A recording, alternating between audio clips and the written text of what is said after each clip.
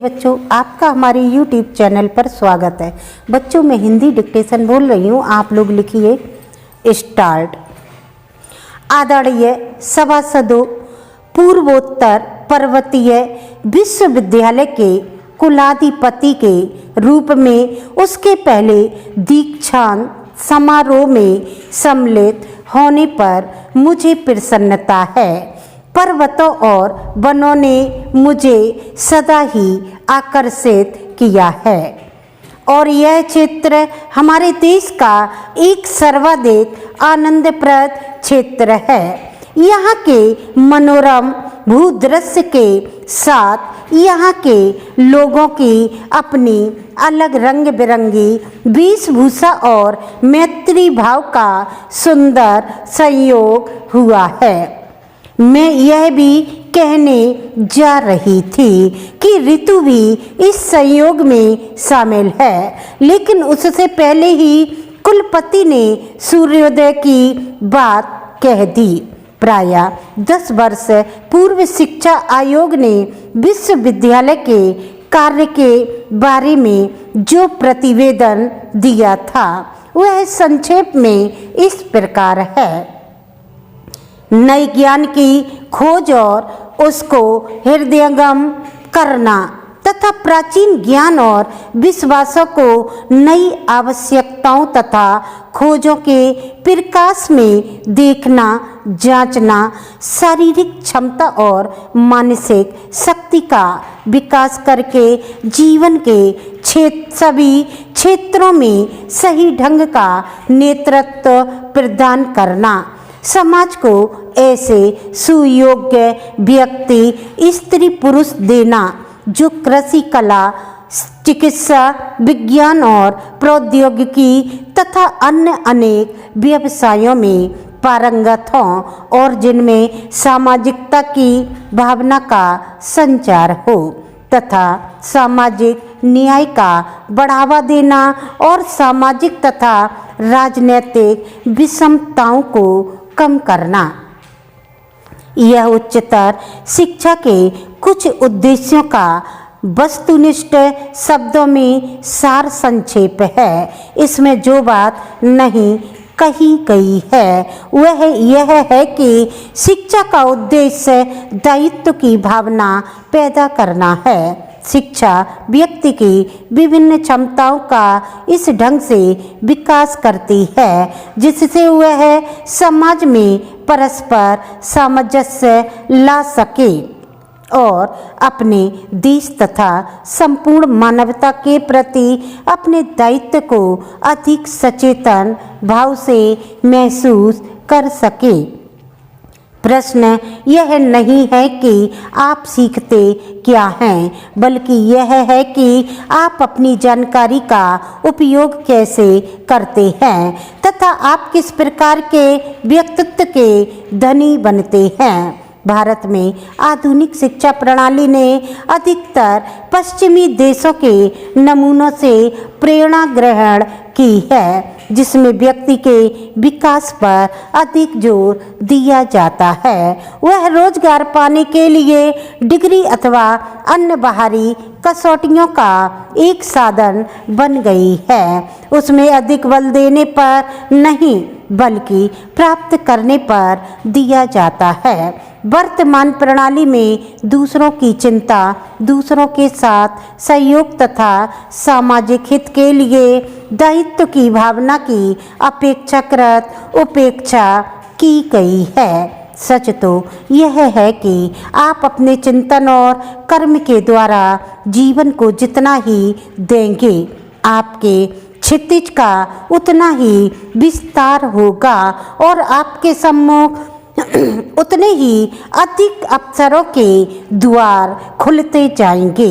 आप जितने ही अधिक सेवा भाव के प्रति समर्पित होंगे, अपनी सेवा में नहीं बल्कि अपने देश और जनता की सेवा में आपको उतना ही अधिक संतोष मिलेगा और पूर्णता का एहसास होगा। लेकिन अपनी समस्त सीमाओं के बावजूद हमारी शिक्षा प्रणाली ने अधिक संख्या में ऐसे स्त्री पुरुषों का निर्माण किया जो सेवाभावी और प्रतिभा संपन्न थे।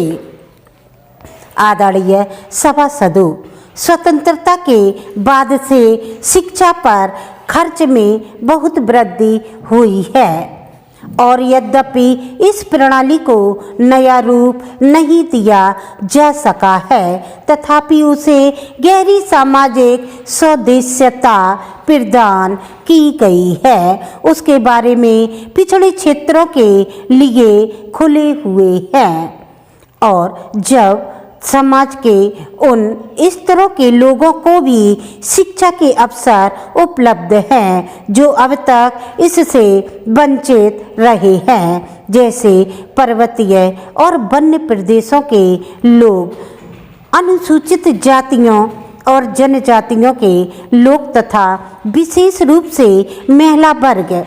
शिक्षा के द्वारा एक ऐसे समाज में गतिशीलता आई है जो अभी तक स्थिर था और जिसमें ऊंच नीच की भावना घर कर गई थी।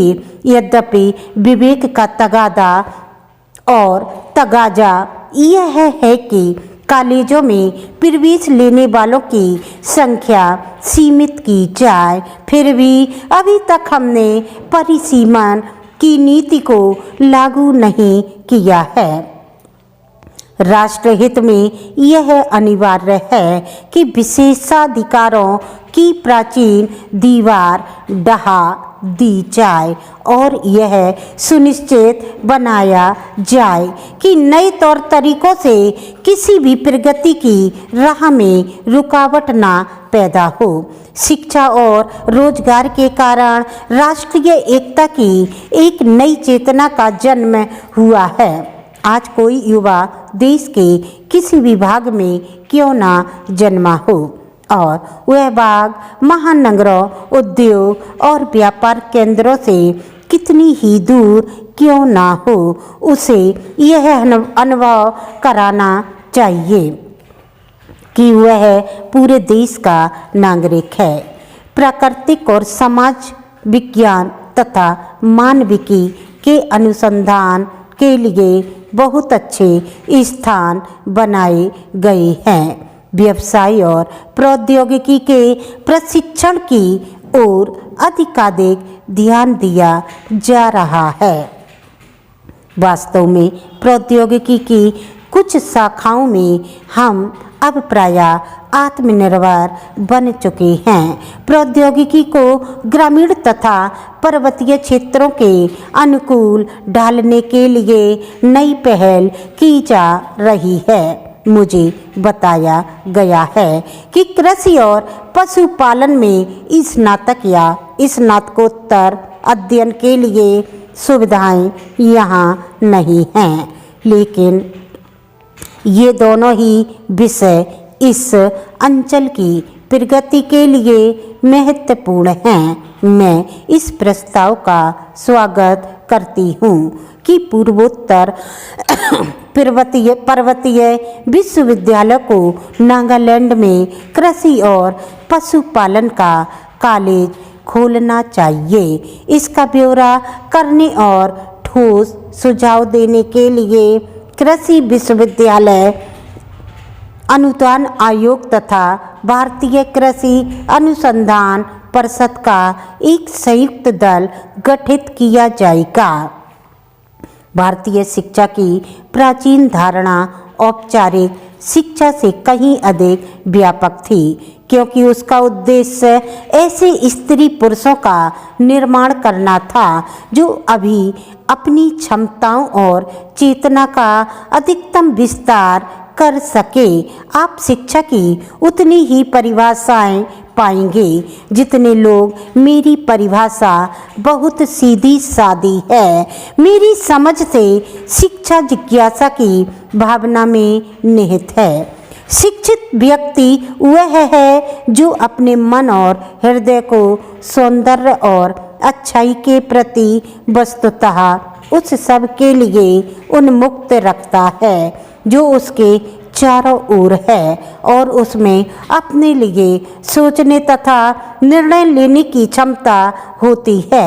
शिक्षा से जीवन पर्यंत कुछ सीखने की प्रवृत्ति विकसित होती है।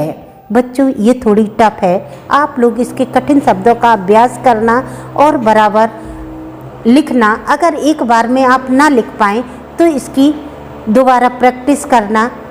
ये नहीं सोचना कि ये टफ है, अगर टफ नहीं बोलेंगे तो आपका सिलेक्शन कैसे होगा। तो इसे बार बार अभ्यास करें और सब्सक्राइब करें, लाइक करें। That's all.